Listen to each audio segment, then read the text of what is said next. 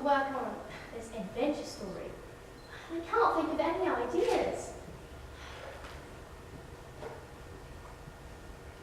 Oh yes, our adventures in Narnia. What a fantastic thought.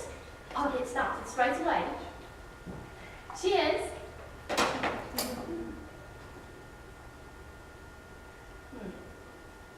The Discovery by Jim Poe, October, oh, I never remember what date. 30th, 1923. We were on a quest to discover Prince Brilliant, the son of King Caspian X of Narnia, who mysteriously disappeared 10 years before. Our companions were Eustace Scrub, a schoolmate from England, and Puddleduck, the Narnian marsh widow. After crossing an underground lake by ship, we were led by a solemn earthman, known to a castle where a black-clad knight welcomed us. This peculiar knight was very grateful to a certain lady called the Queen of Underland. According to the knight, the Queen had delivered him from an oppressed state in the overworld, or Narnia, and had brought him to her underground kingdom, promising him a kingship in the overworld and her hand in marriage.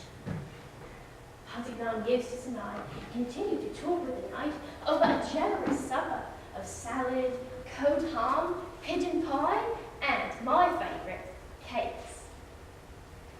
The knight told us that he was a man under most strange afflictions, and that for an hour each night his mind became fierce and his body resembled that of a serpent.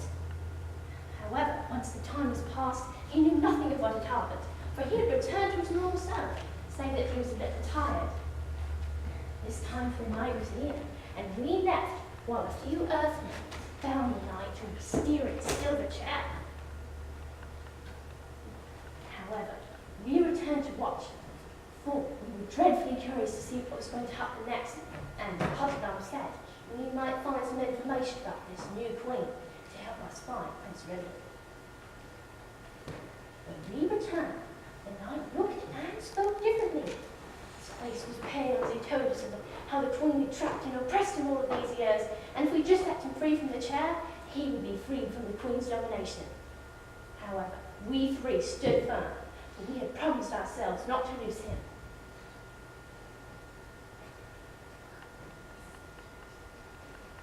The knight continued imploring us to free him, and finally asked us to do so in the name of Aslan the Lion, the son of the emperor over the sea and the highest of all high kings.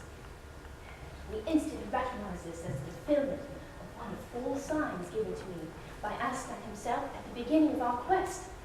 Aslan had said, "Fourth, you will know the lost prince, if you find him, by this, that he will be the first person you've met in your travels who will ask you to do something in my name, in the name of Aslan." Remembering how we had muddled the other 3 signs, and not daring to muddle the 4th and final one, Eustace and Puddleduck freed him. The instant the knight was free, he jumped from his chair, snatched his sword off a nearby table, and demolished the silver chair with a few deft strokes. And then, to our wholehearted delight, the knight revealed that he remembered his former life in Narnia, and that he was Prince Brilliant. At Puddleduck's leading, we all went on one knee before the prince. When Brilliant then shared with us his plot to fool the Earthmen so we could escape to Narnia and get out of the Queen's dominions.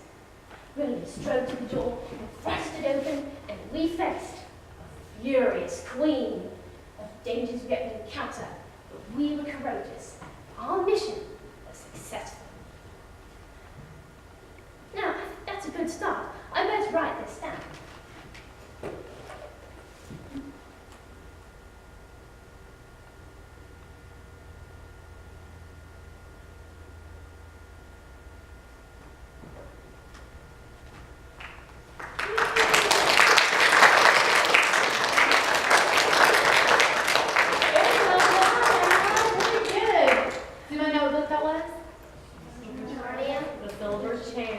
Who wrote that story?